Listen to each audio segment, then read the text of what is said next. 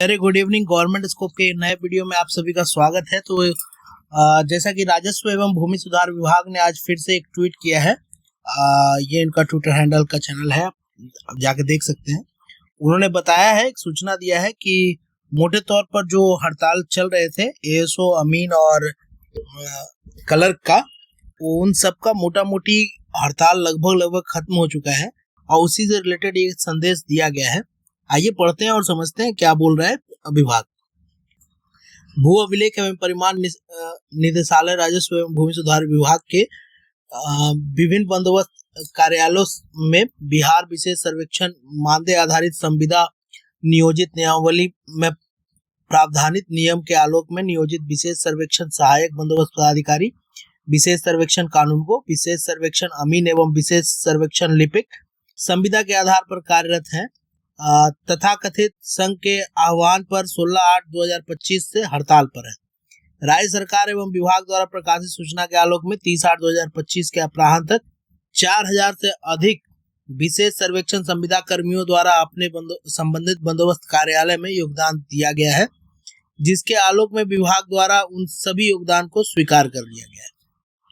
ऐसी सूचना प्राप्त हुई है कि अनेक हड़ताली कर्मियों द्वारा हड़ताल से वापस लौटने की इच्छा रखने वाले कर्मियों को धमकी दी जा रही है, उन पर दबाव दिया जा रहा है और बने रहने के लिए कहा जा रहा है हड़ताल पर। इसकी लिखित शिकायत अनेक कर्मियों ने की है, जिसके आलोक में आवश्यक कार्रवाई विभाग द्वारा की जा रही है।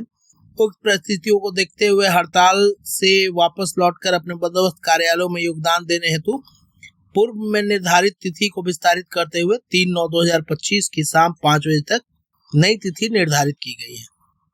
इसके बाद किसी भी परिस्थिति में अवधि विस्तारित नहीं की जाएगी, ना ही इसके बाद किसी के योगदान पर विचार किया जाएगा।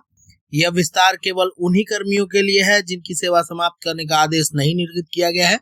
ऐसे कर्मी जो अन्य कर्मियों के हड़ताल में बने रहने तथा हड़ताल पर जाने के लिए दबाव बना रहे हैं, उनकी सेवा समाप्ति की कार्रवाई अलग से की जा रही है। तो आपको बता दें, पहला जो हड़ताल से लौटने का डेट था वो 30/8/2025 था, शाम का 5 बजे तक, इवनिंग के 5 बजे तक, 5 PM तक। उस टाइम तक इस ट्वीट के माध्यम से जो पता चल रहा है, लगभग 4000 एम्प्लॉय वापस आ चुके हैं।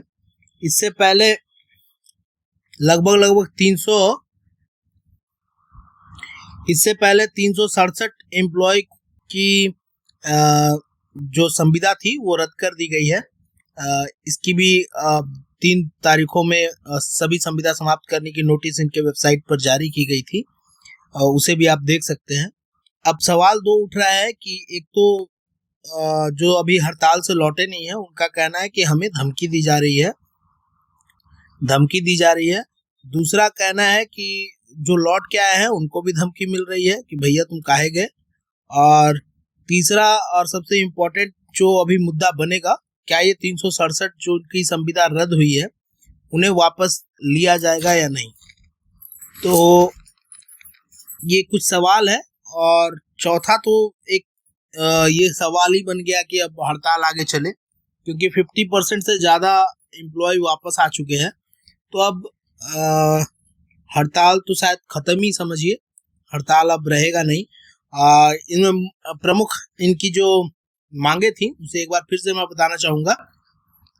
एएसओ को एई के इक्विवेलेंट ये डिमांड कर रहे थे, अमीन को जेई के इक्विवेलेंट, और आपका जो क्लर्क थे इनके वो यूडीसी के इक्विवेलेंट अपनी मान्यता मांग रहे थे, जैसे उनका क्वालिफिकेशन था। जैसे इसमें बीटेक था, इसमें डिप्लोमा था और इसमें ग्रेजुएशन या 10+2 था।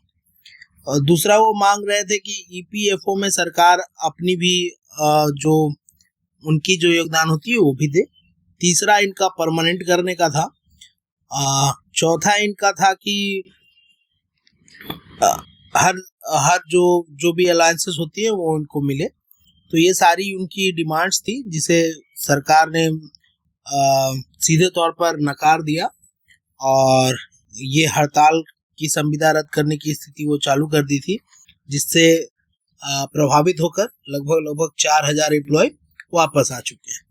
तो ये 2025 एई की जो एक वो थी कि शायद एएसओ को एई का दर्जा मिल जाए, उसके बाद फ्रेशर को और भी दिक्कत हो जाएगा।